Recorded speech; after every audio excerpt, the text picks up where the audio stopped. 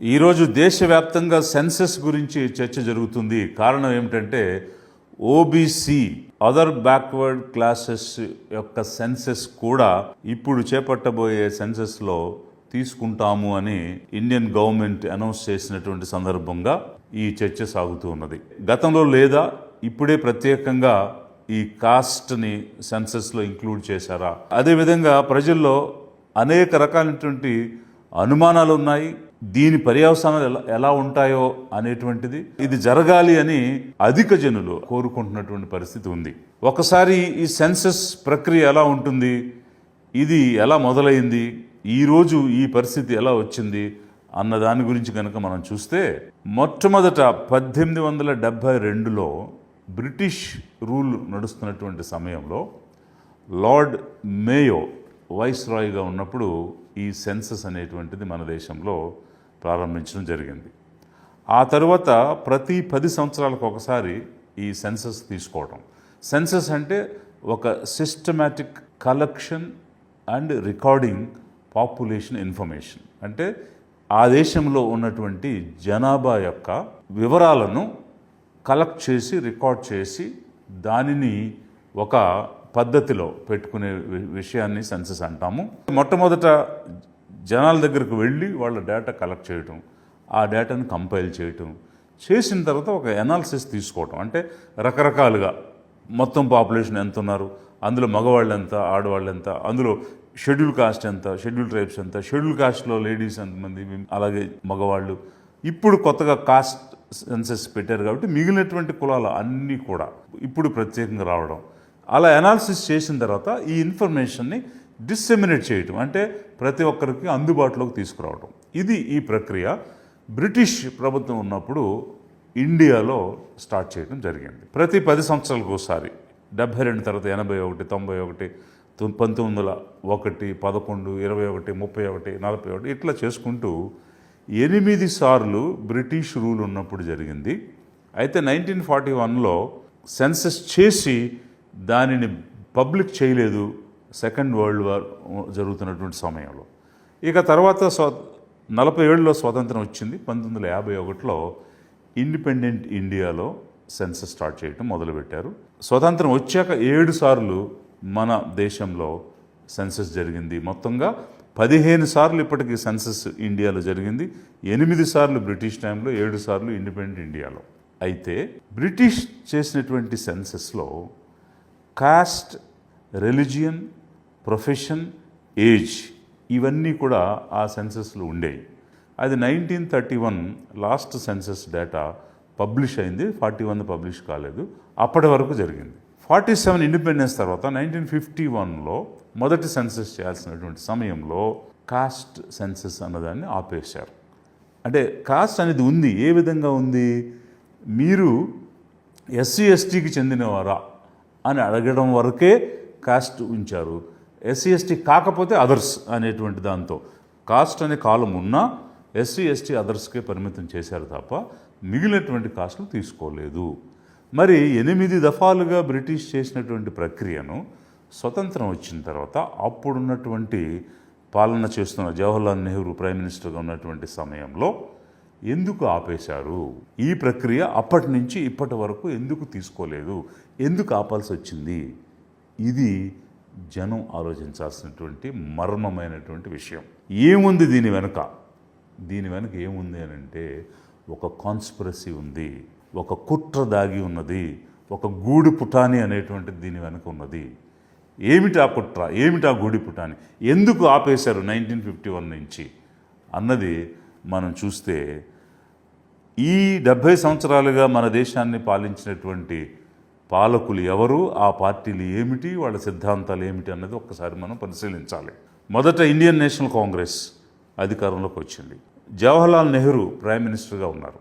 వారు ప్రధానమంత్రిగా ఉన్నప్పుడే ఈ కాస్ట్ బేస్డ్ సెన్సస్ వద్దు అని ఆపేయటం. తర్వాత ప్రధానమంత్రిగా ఇందిరాగాంధీ గారు వచ్చారు. అయితే వారు ఓబీసీ నాయకులు చాలామంది వారి దగ్గరకు వెళ్ళి మాకు సెన్సస్ ఓబీసీ కూడా చేయాలి అని అడిగితే, నా జాత్ పర్ నా పాత్ పర్ మొహర్ లగేగి హాత్ పర్ అని సెన్సస్లో కాస్ట్ పెట్టడానికి లేదు అని వారు చెప్పడమే కాకుండా వారు ఉన్నటువంటి కాలంలో జరగలేదు. ఎమర్జెన్సీ వచ్చిన తర్వాత జనతా పార్టీ అధికారంలోకి వచ్చేటప్పుడు మేము కాలేల్కర్ కమిషన్ రిపోర్ట్ని అమలు చేస్తాము, ఓబీసీస్కి రిజర్వేషన్ ఇస్తామని చెప్పి అధికారంలోకి వచ్చారు. అధికారంలోకి వచ్చాక మొరార్జీ దేశాయ్ గారు ప్రైమ్ మినిస్టర్ అయినప్పుడు అధికారం వచ్చాక మాట మార్చడం, వీరు ఇక్కడ అమలు చేస్తారేమో అని అప్పుడు జనసంఘ్ ఉన్న, ఇప్పుడు బీజేపీ అప్పుడు జనసంఘ్ అనేటువంటి పార్టీగా ఉంటే అటల్ బిహారీ వాజ్పేయి వారికి ఇచ్చినటువంటి మద్దతుని, సపోర్ట్ని ఉపసంహరించుకోవడం జరిగింది. ఆ గవర్నమెంట్ పడిపోయింది. బీపీ మండల్ కమిషన్ని వారు ఏర్పాటు చేయడం జరిగింది.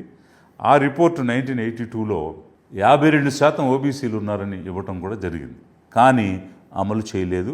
మరి అంతకాలంగా కాంగ్రెస్ దాన్ని అపోజ్ చేస్తూ వారు సెన్సస్లోకి ఓబీసీలను తీసుకోలేదు, కాస్ట్ని ఇంక్లూడ్ చేయలేదని ఒకవైపు అయితే, తర్వాత వచ్చిన జనతా పార్టీ కూడా చేయలేదు. కమ్యూనిస్టులు కూడా దీని గురించి మాట్లాడటం కానీ అడగడం కానీ చేయకుండా సైలెంట్గా ఉండిపోయారు. బీజేపీ అపోజ్ చేస్తూ వచ్చింది. మరి ఈరోజు కాంగ్రెస్ ఓబీసీ సెన్సస్ టేకప్ చేయాలనేటువంటి అంశాన్ని చెప్తూ వచ్చింది రాహుల్ గాంధీ. వారు ఒక కాన్షియస్ డెసిషన్ తీసుకుని దానిని క్షుణ్ణంగా స్టడీ చేసి అంతకాలంగా అంటే 70 సంవత్సరాలుగా కాంగ్రెస్ తీసుకున్నటువంటి స్టాండ్కి టర్న్ తీసుకుని ఈరోజు మేము ఓబీసీ సెన్సస్ చేస్తాము ఒకవేళ అధికారంలోకి వస్తే, బీజేపీ ఈరోజు టర్న్ తీసుకుంది. ఎందుకు టర్న్ తీసుకుంది? ఏం చెప్పింది బీజేపీ? అన్ని అకేషన్స్లో కూడా మేము దీనికి వ్యతిరేకం అనేటువంటి విషయాన్ని చెప్పింది. బీజేపీ అంటే జనరల్గా బ్రాహ్మిన్ బనియా పార్టీ అనేటువంటిది పాపులర్గా అనుకునేటువంటి విషయం. అప్పర్ కాస్ట్ హిందూస్ ఉంటారు దానిలో అనేటువంటిది జనరల్గా అనుకునేటువంటి విషయం.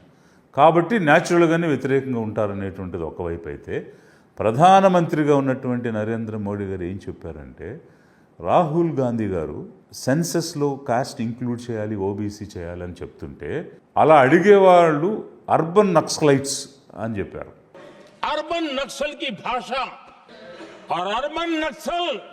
అంతేకాకుండా మొన్న 2024 ఎన్నికలప్పుడు కాంగ్రెస్ మేనిఫెస్టోని చెప్తూ ఇది స్వతంత్ర ఉద్యమంలో ముస్లిం లీగ్ ఇచ్చినటువంటి డాక్యుమెంట్ లాగా ఉంది కాంగ్రెస్ మేనిఫెస్టో అని కామెంట్ చేయటమే కాకుండా 24 के चुनाव में कांग्रेस ने जो मैनिफेस्टो जारी किया है उस पर 100%, और ये मैंने पहले ही दिन कहा था, आज नहीं कह रहा हूं, कांग्रेस के इस बार के मैनिफेस्टो पर 100% मुस्लिम लीग का थप्पा लगा हुआ है, मुस्लिम लीग की छाप है.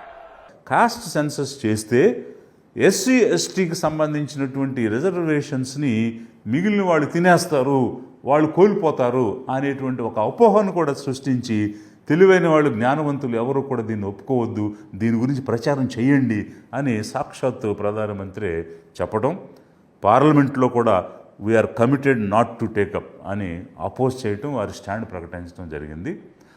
ఎందుకు బీజేపీ అపోజ్ చేస్తూ వచ్చింది అని అంటే, వారి యొక్క ఓట్ బేస్ హిందుత్వ బేస్. హిందుత్వ ద్వారా ఓట్ను సాధించినటువంటి బీజేపీ ఒకవేళ ఈ ఓబీసీ సెన్సస్ కనుక చేస్తే హిందువులు డివైడ్ అయిపోతారేమో, మా ఓట్ బ్యాంక్ ఎక్కడ ఇబ్బంది పడుతుందో, కుంటుపడుతుందో, బ్రేక్ అవుతుందో అనేటువంటి ఆలోచనతో మొదటి నుంచి కూడా వారు అపోజ్ చేస్తూ వచ్చారు. వచ్చి ఈరోజు యూటర్న్ తీసుకుంది బీజేపీ. సడన్గా ఇన్ని సంవత్సరాలుగా అంటే 140 సంవత్సరాల వయసు ఉన్నటువంటి కాంగ్రెస్ రాహుల్ గాంధీ గారి నాయకత్వంలో యూటర్న్ తీసుకుంటే 40 సంవత్సరాల బీజేపీ 84 నుంచి ఇప్పటి వరకు ఉన్నటువంటి బీజేపీ కూడా ఈరోజు యూటర్న్ తీసుకుంది. ఎందుకు ఈ యూటర్న్స్ తీసుకున్నారు? బీజేపీ ఎందుకు యూటర్న్ తీసుకోవాల్సి వచ్చింది?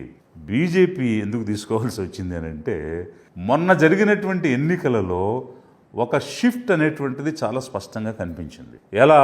బీహార్ కానీ, ఉత్తరప్రదేశ్ కానీ, నార్త్ ఇండియాలో పర్టికులర్గా ఎన్నికల్లో, అంటే ఉదాహరణకి ఇప్పుడు ఇండియా బ్లాక్ అనేటువంటిది ఫామ్ అయ్యి మొన్న పోటీ చేశారు. ఎన్డీఏ ఒకవైపు, ఇండియా ఒకవైపు. ఇండియా టుడేలో ఈ డేటా ప్రచురించడం జరిగింది. దీని ప్రకారం ఓబీసీస్లో అప్పర్ ఓబీసీస్, లోయర్ ఓబీసీస్ కనుక తీసుకుంటే అందులో ఇండియా బ్లాక్ అప్పర్ ఓబీసీస్లో 11% గెయిన్ చేస్తే ఎన్డీఏ 4% లాస్ అయింది. లోయర్ ఓబీసీస్లో 7% గెయిన్ చేసింది ఇండియా బ్లాక్.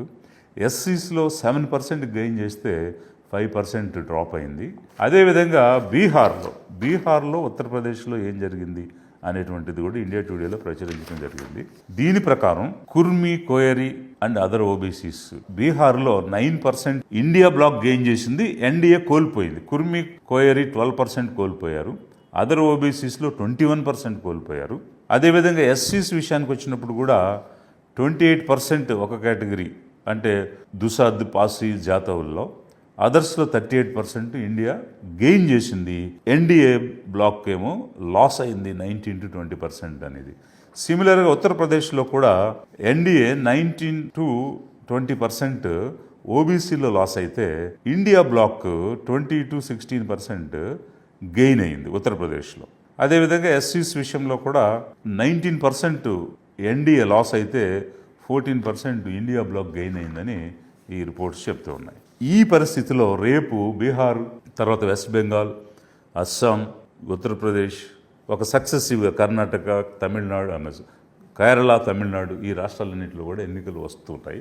భయపడి ఈరోజు మా ఫ్యూచర్ ఏమవుతుందో, రేపు బీహార్ ఏమవుద్దో, యూపీ ఏమవుద్దో, అంతేకాకుండా రాష్ట్రాలే కాకుండా కేంద్రంలో కూడా మా భవిష్యత్తు ఏమవుద్దో అనేటువంటి ఒక భయంతో ఈరోజు బీజేపీ యూటర్న్ తీసుకుని కాస్ట్ సెన్సస్ చేస్తాము. 80 సంవత్సరాల తర్వాత ఈరోజు మళ్ళీ బ్రిటిష్ వారు చేసినటువంటి ప్రక్రియను ఈ ఇండియన్ గవర్నమెంట్ చేస్తామని చెప్పేసి ప్రకటించడం జరిగింది. సో ఈ నేపథ్యంలో మరి ఏమి చర్చ జరుగుతుంది ఈరోజు అని అంటే, ఒకవైపు సెన్సస్లో కాస్ట్ పెట్టకూడదు, ఎందుకనంటే ఇంకా డీపెన్ అయిపోతాయి ఈ డివిజన్ అనేది ఇంకా డీపెన్ అయిపోద్ది అనేది ఒకవైపు, ఫ్రిక్షన్ వస్తుంది అనేది మరొక వైపు, మెరిట్ పోతుంది అని మరొక వైపు, అర్బన్ ఏరియాస్ అసలు కాస్ట్ అనేది ఎక్కడుంది, ఎవరు చూస్తున్నారు, కాస్ట్తో సంబంధం లేకుండా ఈరోజు పెళ్ళిళ్ళు జరుగుతున్నాయి, అందరూ కలిసిమెలిసి ఉంటున్నారని ఇంకొక వైపు, ఇలాంటి వాదనలన్నీ కూడా తీసుకొస్తున్నాయి.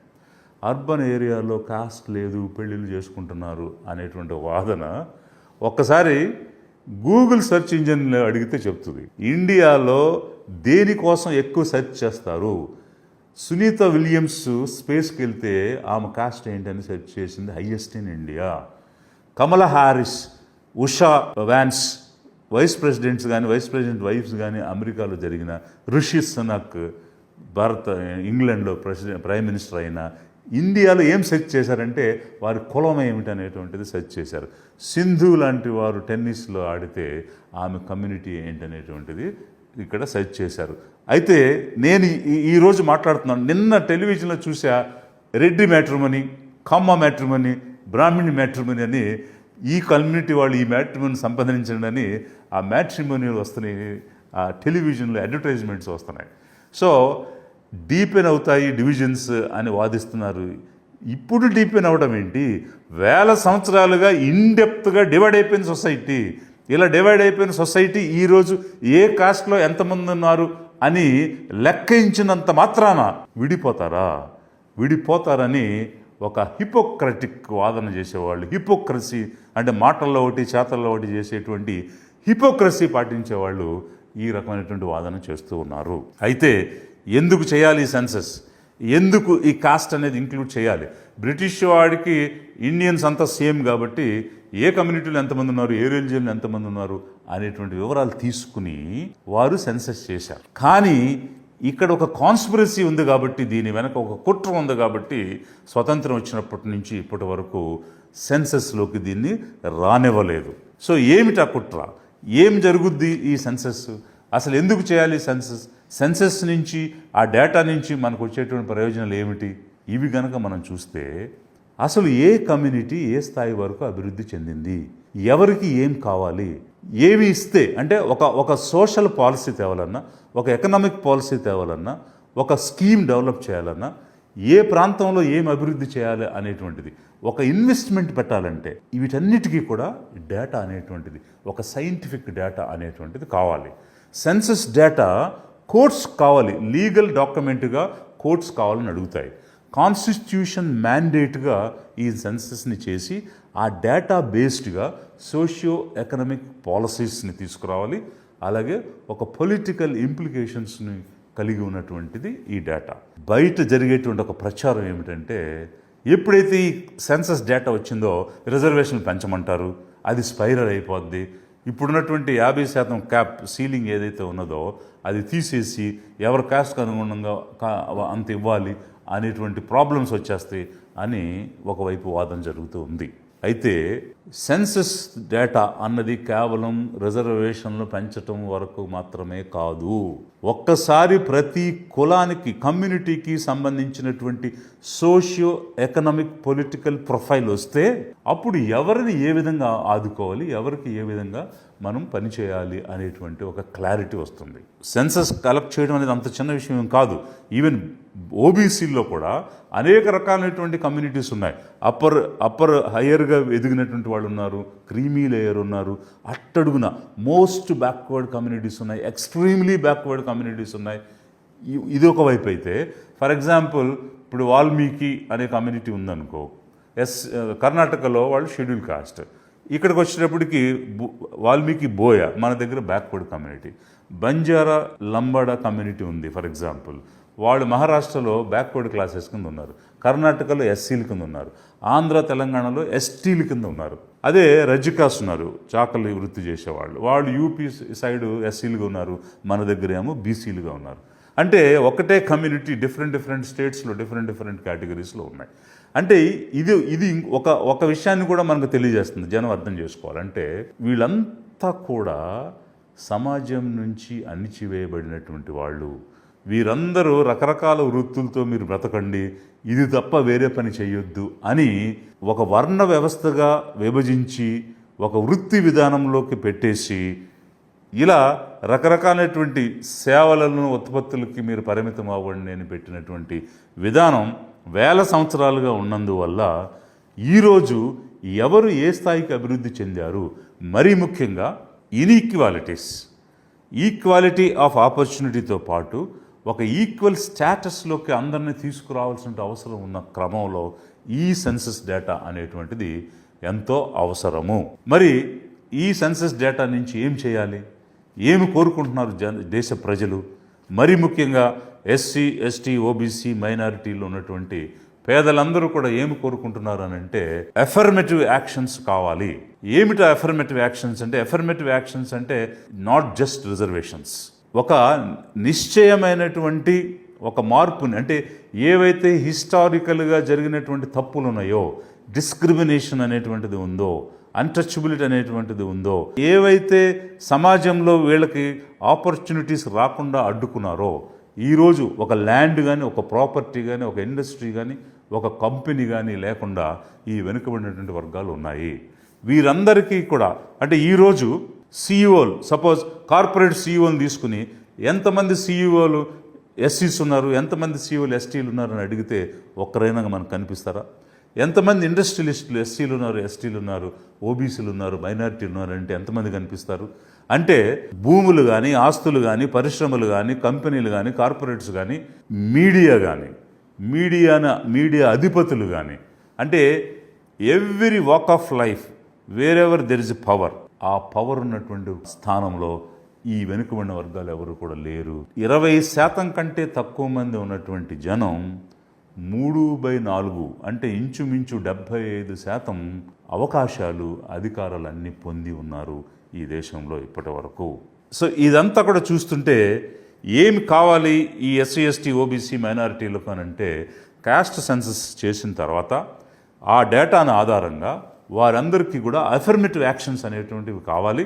ముఖ్యంగా ఈరోజు 50% సీలింగ్ ఉన్నటువంటి క్యాప్ ఏదైతే ఉందో దాన్ని అబ్రివేట్ చేసి ఎవరి యొక్క శాతం ఎంత ఉందో వారి దామాషా ప్రకారం వారికి రిజర్వేషన్స్ ఇవ్వడం అనేటువంటిది ఒకవైపు అయితే, వారు నివసించేటువంటి కాలనీలు, నివసించేటువంటి ఇళ్ళు, వారికి కావలసినటువంటి విద్య, ఆరోగ్యం, వీటన్నిటి మీద ప్రాపర్ పాలసీ అండ్ ఇన్వెస్ట్మెంట్ అనేటువంటిది జరగాలి. వారందరికి కూడా తాగడానికి నీళ్ళు అందించాలి, నివసించడానికి ఇల్లు ఉండాలి, నివసించే ప్రాంతంలో రోడ్లు వేయాలి, డ్రైనేజీలు కట్టాలి, విద్యుత్ దీపాలు పెట్టాలి. ఇట్లా అనేక రకమైనటువంటి ఇన్వెస్ట్మెంట్స్ ఈ పేదలు నివసించే దగ్గర జరగాలి. విద్యను అందించాలి. ఈరోజు విత్ ఇన్ ది బ్యాక్వర్డ్ కమ్యూనిటీస్లో ఎస్సీ ఎస్టీ ఓబీసీ మైనారిటీస్లోనే అనేక రకాలైనటువంటి అరమరికలు ఉన్నాయి, అనేక రకాల వ్యత్యాసాలు ఉన్నాయి. అందుకోసం కొంత కేటగరైజ్ చేయాలనేటువంటి భావనలు కూడా వస్తున్నాయి. ఆ కేటగరైజేషన్ ఎందుకు కావాలి అని అంటే కొంతమంది ఎదిగారు, కొంతమంది ఎదగలేకుండా ఉన్నారు. ఆ ఎదగలేకపోవడానికి కారణమైనటువంటి రిసోర్సెస్, ఎడ్యుకేషన్ కానీ హెల్త్ కానీ రిసోర్సెస్ కానీ వారికి ఇచ్చి వారిని కూడా పైకి తీసుకురావాల్సిన అవసరం ఉంది. కాబట్టి affirmative actions, it is not just reservation, there are so many. Promote చేయాలి, ఆపర్చునిటీ ఇవ్వాలి, పైకి తీసుకురావాలి, ఇన్వెస్ట్మెంట్స్ చేయాలి. గవర్నమెంట్స్ నిధులతో వారందరినీ కూడా పైకి తీసుకోవాల్సిన అవసరం ఉంది. దీనితో పాటు ఈరోజు మోస్ట్ హ్యాపెనింగ్ సెక్టర్ ఏమిటి? Private sector. సో ఈ ప్రైవేట్ సెక్టర్లో ఇప్పుడు యుఎస్లో ఒక లా ఉంది. ఏమిటనంటే every company, every corporate yearly they have to announce whether they have followed any racialism. ఆ రేషియల్ డిస్క్రిమినేషన్ ఏమైనా జరిగిందా, ఎవరికి ఎన్ని రకాల ఆపర్చునిటీస్ ఇచ్చారు అనేది ఆ కార్పొరేట్స్ ప్రకటించాల్సిన అవసరం ఉంది. ఈరోజు ఈ దేశంలో ఉన్నటువంటి వెల్త్ కానీ, హ్యూమన్ రిసోర్స్ కానీ, న్యాచురల్ రిసోర్స్ కానీ, ఇక్కడ ఉన్నటువంటి ఇండస్ట్రీస్, కంపెనీస్ అన్నీ కూడా వాడుకుంటున్నాయి. అలాంటి పరిస్థితిలో వెనుకబడినటువంటి వర్గాలకు చేయూత ఇవ్వాల్సినటువంటి ఆబ్లిగేషన్ వారి మీద కూడా ఉంటుంది. అందుకనే ప్రైవేట్ సెక్టర్లో రిజర్వేషన్స్ అమలు చేయడం అనేటువంటిది మరొక అఫర్మేటివ్ యాక్షన్ తీసుకోవాల్సిన అవసరం ఉంది. దీనితో పాటు పొలిటికల్ రిజర్వేషన్ అనేటువంటిది ఓబీసీలకు కూడా ఇవ్వాలి. ఎందుకనంటే చట్టసభలో ప్రాతినిధ్యం అనేది లేకపోతే ఇన్ని సంవత్సరాలుగా అణిచివేతకు, వెలివేతకు, వెనుకబాటుతనానికి గురైనటువంటి ఈ 80% మించి ఉన్నటువంటి ప్రజలు ఇలాగే ఉండిపోతారు. ఈ రోజు వరకు అటు కాంగ్రెస్ని స్థాపించినటువంటి వారు కానీ, బీజేపీని స్థాపించినటువంటి వారు కానీ ఎవరు అనంటే బ్రాహ్మణీయ మనువాదులు. అందుకే ఈ కాస్ట్ సెన్సస్ అనే దాన్ని ఇండిపెండెంట్ ఇండియాలో జరగనీయకుండా అడ్డుకున్నారు. ఒకవేళ గనక సెన్సస్ జరిగి ఎవరి స్థాయి ఎంత, ఎవరి స్థానం ఎంత, ఎవరి వాటా ఎంత అనేది బయటకు వచ్చినప్పుడు మా చేతిలో ఉన్న అధికారం పోతుందేమో, మేము అనుభవించేటువంటి పదవులన్నీ పోతాయేమో, ఇన్నాళ్లుగా మేము కబ్జా చేసి రాణిస్తున్నటువంటి అవకాశాలన్నీ కోల్పోతామేమో అనేటువంటి ఒక గూడి పుటానితో ఇన్నాళ్ళు దీన్ని జరగనీయకుండా ఆపారు. ఇక మీదట ఆపే శక్తి లేదు. ఎందుకనంటే తిరుగుబాటు అనేటువంటిది వచ్చింది, అవేర్నెస్ అనేటువంటిది వచ్చింది. ఎస్సీ ఎస్టీ ఓబీసీ మైనారిటీలు ఈరోజు మొన్న జరిగినటువంటి ఎన్నికల్లో తమ ఓటు ద్వారా ఒక సందేశాన్ని ఇవ్వబట్టే ఈరోజు కాంగ్రెస్ ఒక స్టాండ్ తీసుకుంది, బీజేపీ యూటర్న్ తీసుకుంది. అందుకే నేను ఎస్సీ ఎస్టీ ఓబీసీ మైనారిటీ పేద ప్రజలందరినీ కోరుతున్నాను, లిబరేషన్ కాంగ్రెస్ నుంచి మన చేతిలో ఒక ఆయుధం, వజ్రాయుధం, న్యూక్లియర్ మిసైల్ లాంటి ఆయుధం ఉంది. అది ఏమిటనంటే డాక్టర్ అంబేద్కర్ సాధించినటువంటి ఓటు హక్కు. దీనిని ఇన్నాళ్ళు ఎవరెవరికో ఓట్లు వేసి పెత్తందారుల్ని, ఆధిపత్య వర్గాల్ని పెంచి పోషించాం. అందుకే ఆ అధికారం వదులుకోలేక ఇలాంటి ఒక మంచి కార్యక్రమం చేయడానికి ఎవరు ముందుకు రాలేదు. కేవలం మన ఓటు ద్వారానే వాళ్ళలో రియలైజేషన్ తీసుకొచ్చాము. అందుకే ఈరోజు లిబరేషన్ కాంగ్రెస్ పార్టీ నుంచి నేనేం కోరుతున్నానంటే మన ఓటు మనమే వేసుకుందాము, మన కోసం వేసుకుందాము, మనలో నుంచి వచ్చిన నాయకత్వానికి వేసుకుందాము. కాబట్టి రాబోయేటువంటి రోజుల్లో పేదల కోసం, పేదల చేత, పేదల యొక్క ప్రభుత్వం ఏర్పాటు చేయాలన్నదే లిబరేషన్ కాంగ్రెస్ పార్టీ యొక్క లక్ష్యం. ఈ సెన్సస్ ద్వారా ఎవరు ఏమి కోల్పోయారు ఎన్నాళ్ళుగా అన్నది తెలుసుకోవటమే కాకుండా ఆ ఎంటైటిల్మెంట్స్ అన్ని తిరిగి ఎలా సాధించాలనే దానికి మనందరం కలిసికట్టుగా ముందుకు నడవాలి. ఓబీసీ, ఎస్సీ, ఎస్టీ, మైనారిటీ అందరూ కూడా, పేదలందరూ కూడా ఏకమై మన ఓటుని మన కోసం సద్వినియోగం చేసుకుంటూ చట్టసభలోకి వెళ్ళి మనకు అనువైనటువంటి చట్టాలు తయారు చేసుకుని ఒక సుపరిపాలన, స్వపరిపాలనను సాధించాలి. ఆ రోజు బ్రిటిష్ వాళ్ళని తరిమి కొట్టాం, మాకు స్వతంత్రం కావాలని, మా దేశాన్ని మేము పాలించుకుంటామని. కానీ ఈ 75 సంవత్సరాలుగా మన దేశాన్ని మన పేదలు, మన ఎస్సీ ఎస్టీ ఓబీసీ మైనారిటీలు పాలించడం జరిగిందా? జరగలేదు. స్వపరిపాలన మనం ఎన్నాళ్ళు సాధించలేదు. ఈ సెన్సెస్లో కాస్ట్ అనేది ఇంక్లూడ్ అయ్యి అన్ని వివరాలు సైంటిఫిక్గా బయటకు వస్తే స్వపరిపాలన కోరుకుంటారేమో అనేటువంటి ఒక భయంతో ఇన్నాళ్ళు ఇది జరగలేదు. రేపు సెన్సస్ పూర్తయి మనకంటూ కావలసినటువంటి ఎఫర్మేటివ్ యాక్షన్స్ సాధించుకుని మనము స్వపరిపాలనలోకి వెళ్ళాలి. అది నిజమైనటువంటి సెల్ఫ్ రూల్ స్వపరిపాలన వస్తుంది. అందుకు సిద్ధంగా ఉండండి SC, ST, OBC, minority, OC పేదలారా అని లిబరేషన్ కాంగ్రెస్ పార్టీ పిలుపునిస్తున్నది.